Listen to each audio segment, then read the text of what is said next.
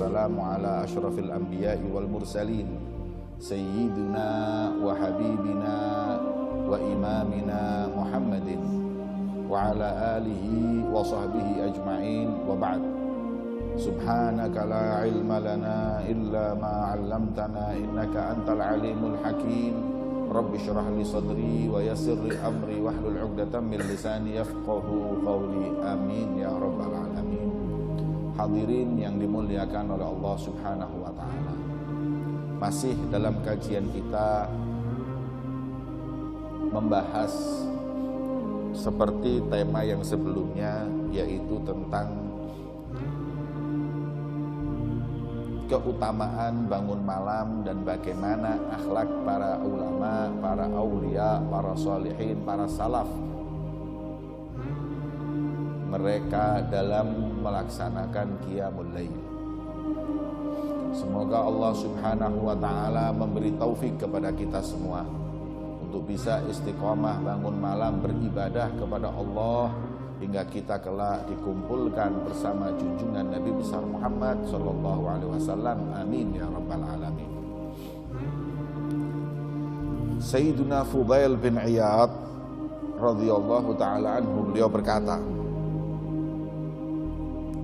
aku apabila bangun malam sampai terbitnya matahari, yaitu waktu fajar, maka gemetar hatiku dan aku berkata, datanglah waktu siang, yang dengan datangnya waktu siang datang semua petaka. Mereka merasa di waktu siang hari banyak bermaksiat kepada Allah, maka yang bisa menghapus dosa-dosa mereka adalah dengan bangun malam beribadah kepada Allah.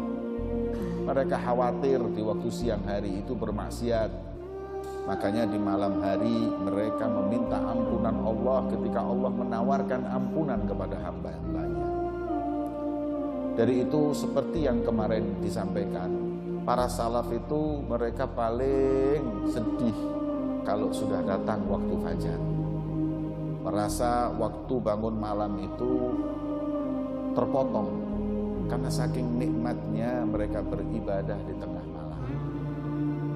Inilah mereka orang-orang yang sudah diberi oleh Allah dzauq, kenikmatan rasa bermunajat kepada Allah Subhanahu wa taala. Nabi sallallahu alaihi wasallam tidak pernah meninggalkan qiyamul lail, karena justru buat para anbiya qiyamul lail itu wajib. Ya ayyuhal muzammil qumil laila illa qalila. Wahai orang yang berselimut, bangun walaupun sedikit di tengah malam. Bagaimana Nabi mengajarkan kepada kita untuk bangun malam, dan diikuti para sahabat-sahabatnya dan diikuti pula para keluarganya. Dari itu kita berupaya semaksimal mungkin untuk bisa bangun malam beribadah kepada Allah. Sekali lagi saya sampaikan, kenikmatan bangun malam tidak instan, akan tetapi butuh waktu untuk merasakannya. Makanya kita kadang-kadang kalau lihat akhlaknya, sirahnya para salaf, heran. Kok bisa ya mereka seperti itu? Karena kita nggak merasakan apa yang telah mereka rasakan. Itulah masalahnya. Itulah masalahnya. Itulah kendalanya. Kalau kita merasakan apa yang mereka rasakan, kita mungkin nggak bingung mendengarkan, membaca sejarah mereka dalam bermujahadah di tengah malam. Bahkan Bishr al-Hafi, Imam Abu Hanifah, Yazid ar-Raqashi, Malik bin Dinar, Sufyan ats-Tsauri, Ibrahim bin Adham, mereka itu bangun malamnya bukan sepertiga malam, bukan setengah malam, akan tetapi semua malam mereka beribadah. Jadi mulai maghrib ini sampai subuh mereka itu ibadah. Mulai terbenamnya matahari waktu maghrib di masjid, sampai isya di masjid, pulang ke rumah, makan, setelah itu ibadah lagi sampai subuh. Mereka nggak sisakan satu saat pun di tengah malam kecuali untuk beribadah kepada Allah Subhanahu wa ta'ala. Kemudian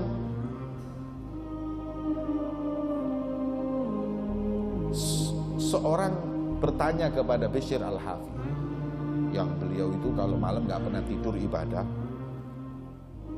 Ala tastarih laka fil lail sa'ah, wahai Bishr al-Hafi, apakah kau di tengah malam nggak tidur walaupun sebentar aja, 1 jam atau 1 jam setengah atau 2 jam, apa nggak tidur sedikit aja di tengah malam? Kau buat ibadah semua? Maka beliau menjawab, ketahuilah wahai penanya, bahwa Nabi kita Muhammad SAW, beliau itu kalau bangun malam saking lamanya hingga bengkak kedua kakinya, bahkan hingga kalau di musim dingin itu sampai meneteskan darah, kan kering biasanya kaki itu sampai meneteskan darah kalau kelamaan berdiri. Padahal Nabi kita melakukan hal itu sampai kakinya bengkak dengan jaminan bahwa Allah telah mengampuni dosanya yang telah lalu dan yang akan datang. Ini Nabi ini sudah dijamin masuk surga, sudah dijamin diampuni dosa-dosanya, masih bangun malam sampai bengkak kakinya, sampai meneteskan darah yang sudah terjamin. Kemudian beliau mengatakan, terus bagaimana aku tidur di tengah malam, sedangkan aku nggak bisa memastikan satu aja dosaku diampuni. Satu dosaku diampuni aja saya nggak pasti, apalagi semua. Terus saya mau bangun, saya terus mau tidur di malam hari, gimana mau tidur? Kalau aku ingat dosa-dosaku, kemudian aku terlelap tidur, nggak mungkin. Makanya yang tepat adalah aku istighfar, aku bangun di tengah malam beribadah kepada Allah Subhanahu wa ta'ala. Imam Hasan al-Basri, Sayyidut Tabi'in, beliau mengatakan, tidaklah seorang yang meninggalkan bangun malam kecuali karena sebab dosa yang dia lakukan. Yang membuat dia berat bangun malam adalah maksiatnya, kabotan dosa, keberatan dosa, itu yang membuat dia gak bisa bangun malam. Coba periksa diri kalian masing-masing. Kalau sudah waktu maghrib itu datang, ingat-ingat mulai subuh tadi sampai sekarang, apa maksiat yang sudah kalian lakukan? Kalau gak ada maksiat, insya Allah ringan untukmu bangun malam. Wa tubu ila rabbikum, maka kalau kau merasa bermaksiat, maka taubatlah kalian kepada Tuhan kalian dengan kalian bangun di tengah malam. Karena di situ Allah menawarkan, mana yang banyak dosanya, aku sang pemberi ampunan. Mintalah ampunan kepadaku, niscaya aku ampuni kalian. Itu di tengah malam tawarannya. Nah, kalau kita merasa nggak punya dosa, ya repot. Akhirnya kita malam tenang tidur, nggak bangun, merasa nggak punya salah. Tapi yang punya dosa merasa malam adalah saatnya saya mengetuk pintu Allah untuk meminta ampunan kepada Allah. Banyak para aulia, para solihin yang mereka berkata, tahu nggak kalian, yang membuat berat seseorang itu bangun malam adalah khotoya, dosa, maksiat, kesalahan. Itu yang membuat kita berat untuk bangun malam. Na'udzubillah min dzalik. Karena memang tengah malam itu memang saat-saat yang tepat para asfiya, para orang-orang suci berduaan dengan Tuhannya. Jadi kalau kita dibuat tidur sama Allah, itu memang Allah nggak mau sama kita. Yang dibangunkan oleh Allah, yang diringankan oleh Allah, orang-orang yang dicintai oleh Allah, yang disayangi oleh Allah, dibuat bangun dan ibadah di malam tersebut. Abul Ahwas, beliau berkata, aku mengalami zaman para ulama, para ahli ibadah. Mereka kalau malam gak pernah tidur, Hingga aku ingat kalau aku keliling di pintu-pintu rumah orang atau di masjid di tengah malam, aku mendengarkan seperti suara dengungan tawon. Mereka berzikir, mereka ngaji. Fama bal haula ahlu zamanina.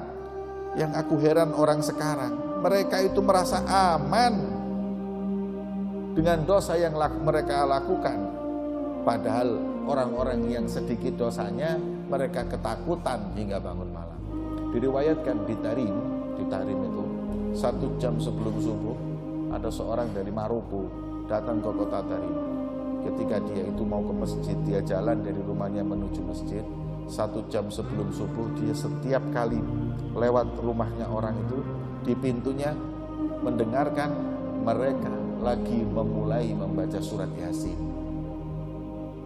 Yang sini lagi baca, yang sini lagi jalan ini semua sampai menuju masjid ini lagi baca surat Yasin semua, lagi qiyamul lail, lagi baca Quran semua. Makanya sampai beliau ketika selesai di Tarim, dia kembali ke Maroko, ditanya, wahai Syekh, ya, apa yang kau lihat di kota Tarim? Sifatkan kepadaku bagaimana orang-orang di Tarim. Beliau menjawab, haula lil malaikati asbah. Mereka itu, saya katakan kalau saya jujur, lebih mirip malaikat daripada manusia. Saking rajinnya mereka beribadah kepada Allah, mau bangun malamnya, mau ngajinya. Di Tarim itu saking makmurnya dengan ibadah. Saya pernah dengar dari guru saya, di Tarim itu banyak orang yang ngafal Quran. Dan ngafalin Qurannya itu bukan hafalan, tapi min kathrati sima, saking seringnya mendengar orang baca Quran sampai hafal. Jadi yang di rumah baca Quran, yang di masjid baca Quran, ini baca Quran. Saking seringnya lihat orang baca Quran sana sini, sampai dengan tanpa sengaja dia hafal Al-Quran. Subhanallah. Kayak kisahnya Habib Ali bin Muhammad Al-Habsyi, ini kiasan. Habib Ali itu seneng nahu, seneng sorof, seneng i'rab. I'rab itu ya, i'rab bahasa Arab itu fa'il, maf'ul, ini semua. Saya itu pinter loh. Beliau ngajar di satu masjid. Beliau senden gitu. Ada tempat sendenan beliau kalau ngajar nahu, i'rab. Tiap hari ngajar di situ. Memang bahasa Arabnya beliau kan hebat, makanya maulidnya indah bahasanya. Ketika beliau ngajar, orang banyak yang tanya i'rab sama Habib Ali Habsyi. Ketika Habib Ali Habsyi itu nggak ada, Sariyah itu nih, bukan tembok, Sariyah itu kayak gituan. Beliau senden di Sariyah, apa namanya, tiangnya masjid. Kemudian ada satu orang mau tanya masalah nahu sama Habib Ali. Masuk ke masjid di situ, tanya Habib Ali Habsyi mana? Saya mau tanya satu masalah nahu ini. Beliau mengatakan, Habib nggak ada. Itu mau tanya apa? Ini mau tanya i'rab. Ya Ustaz, nggak usah tanya sama Habib Ali Habsyi. Terus tanya siapa? Tanya tiang itu. Lha apa? Apal bendino ngrungokno i'rab ya Habib Ali Habsyi. Insyaallah tiang itu aja apal. Jadi dia tanya, kalau bisa jawab semua yang inti permasalahan. Ini seperti itu mereka ini.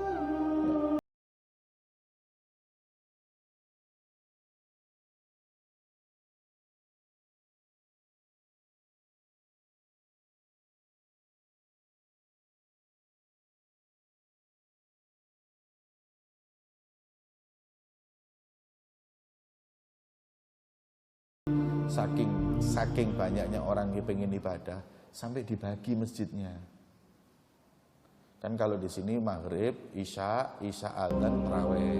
Masjid Al-Huda ya tarawih pada isya, ya jam 7, setengah 8 lah, jam 7. Masjid mana? Jame ya jam 7 sampai jam 8, segitu semua. Lah orang sana nggak mau. Saya kepingin bisa di semua masjid. Nah, terus siapa? Gantian aja. Jadi jam jam 9 sampai jam 10 Masjid Pak Alawi. Ya. Kemudian Masjid Segaf itu jam 7 adzan sampai Isya sampai jam sekian. Masjidul Muhdhar itu jam 11 sampai jam 12. Masjid Jamek di Tarim itu kalau terawih jam 2 sampai sahur. Jadi kita itu nggak ada uzur, mau ninggalin sholat terawih nggak ada uzur. Kita kan bikin enak, pulang gitu dari mana? Telat terawih, nggak iso meneh. Di sana nggak ada uzur, nggak bisa. Ya sebenarnya dari masjid ini, semua sampai jam 2. Jam 2 sampai adzan Isya-nya itu dibeda-bedakan. Masjid Jamek itu adzan Isya-nya jam 2, Masjid Pak Alawi jam 9, ya jam segitu. Jam setengah 8 di Darul Mustafa di Batari. Terus saking senangnya bangun malam untuk ibadah kepada Allah Subhanahu wa Ta'ala. Nah, inilah keadaan mereka. Sirlah bin Ashim radhiyallahu anhu, beliau ya, kalau sudah sholat beliau tegak berdiri mulai Isya itu, setelah sholat Isya sampai subuh. Kemudian setelah sholat sampai subuh, adzan berhenti gitu, beliau berdoa, ya Rabb, ya Allah, ajirni minan nar, jauhkan aku dari api neraka. Fa inna mithli la yanbaghi lahu su'alul jannah. Sebab orang yang kayak saya ini, ya Allah, kayaknya nggak pantas mau minta surga kepadamu. Jadi saya cuma minta jauhkan kami dari api neraka. Ini yang bangun malam mulai Isya sampai subuh hadirin, merasa banyak dosa, jauhkan dari api neraka. Coba lihat, kita qiyamul lail ya enggak, sholat jamaah ya enggak, subuh 2 menit, wudu sediluk tok tetek bercepret turu mana selimutan mana, terus jaluk surga, ngerasa ahli jannah mana. Coba, makanya kalau kita ini sibuk dengan dosa kita, insya Allah kita nggak akan sibuk dengan dosa orang lain.